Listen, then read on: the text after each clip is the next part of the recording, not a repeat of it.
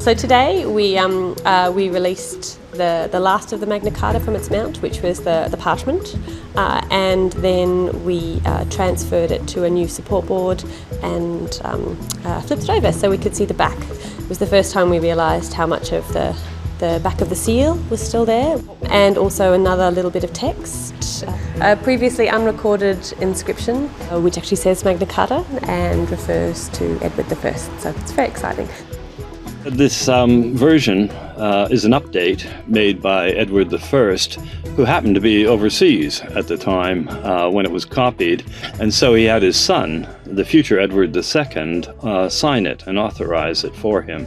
And so the first line says inspeximus, and then you'd expect it to continue in Latin, but it doesn't. It says of Mag Carta E1.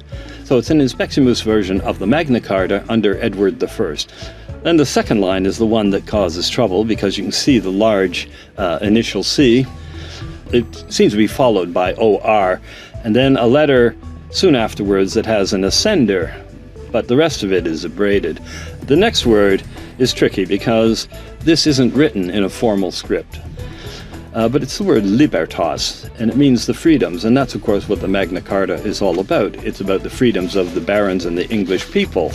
And then we have a word, and it actually says grunted. And above the U, somebody has later added an A. So it should really say granted. Okay, granted. By, and then king, K-I-N-G, which is hard to read because the K is hard to identify too. The third line starts with the word Eduardus, as you'd expect. He's Edward. And then subsequently, somebody wrote first after Edward. And then later still, somebody then wrote the date that this was done. And they've written 12th of October, 1297. Then a third hand, or another hand, has written E1. And superscript above the E, they've added 25. So it actually should say 25E1. This was a common way of dating English legal documents. It means that this document was written in the 25th year of the reign of Edward I, which is what we're told in the last line of the proper text on the front of the document. So what we've been doing is removing some large repair patches that had been put on the back of the Magna Carta, and so they were very heavy and much larger than they needed to be. So they were restricting the parchment, so it was causing distortion and also putting it under tension.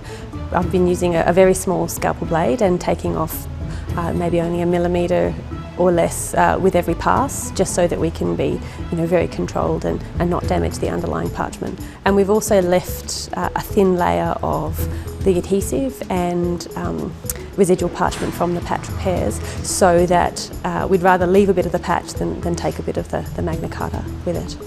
Hopefully over the next little while this will allow the parchment to relax more, and it'll be flatter. It's never going to be completely flat, but on the whole it'll be under less tension and sort of more physically stable.